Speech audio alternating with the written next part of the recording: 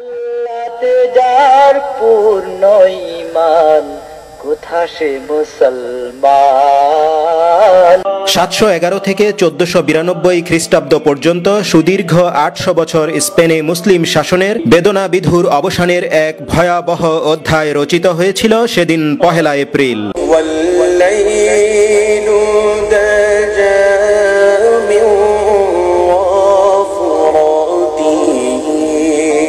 এর আগে ইউরোপ যখন ছিল অশিক্ষা, কুশিক্ষা, অসভ্যতা আর কুসংস্কারের ভয়ানক অন্ধকারে নিমজ্জিত, তখন তারেক বিন জিয়াদের নেতৃত্বে মুসলমানদের স্পেন জয়ের পর জ্ঞান, বিজ্ঞান, শিক্ষা, সংস্কৃতি, ব্যবসা, বাণিজ্য, কৃষি, শিল্প, শক্তি, ক্ষমতায়, ধন সম্পদে, চারু কারু, স্থাপত্য, ভাস্কর্যে তথা সভ্যতার আধুনিক বিকাশের মধ্য দিয়ে মুসলমানরা স্পেনকে রূপ দিয়েছিল পৃথিবীর অন্যতম শ্রেষ্ঠ দেশে।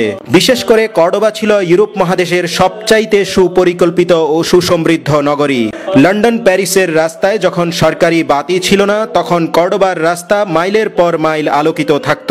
পরিষ্কার পরিচ্ছন্ন সড়ক, সেতু, 600 মসজিদ, 50টি হাসপাতাল, 80টি বেসরকারি কলেজ, পৃথিবী বিখ্যাত কর্ডোবা বিশ্ববিদ্যালয়, সেই সাথে 84,000 বিপণী, 900 গোসলখানা ও 2 লক্ষাধিক অট্টালিকা সমৃদ্ধ কর্ডোবা পরিণত হয় পৃথিবীর অন্যতম শ্রেষ্ঠ নগরীতে।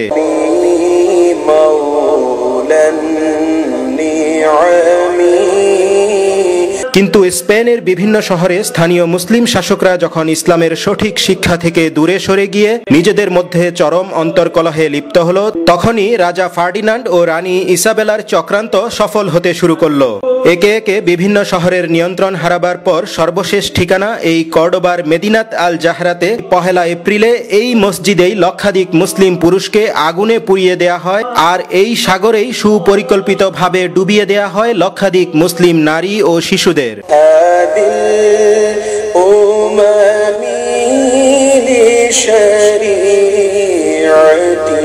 শত শত বছর পর আজও আন্দালুসিয়া প্রদেশের ঐতিহাসিক কর্ডোবার আকাশে বাতাসে ধ্বনিত হয় লক্ষ মুসলমানের আত্মার ক্রন্দন।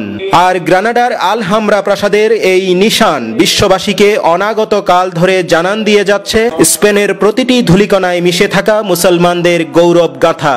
মাইনুল ইসলাম নাসিম, বাংলা টিভি নিউজ।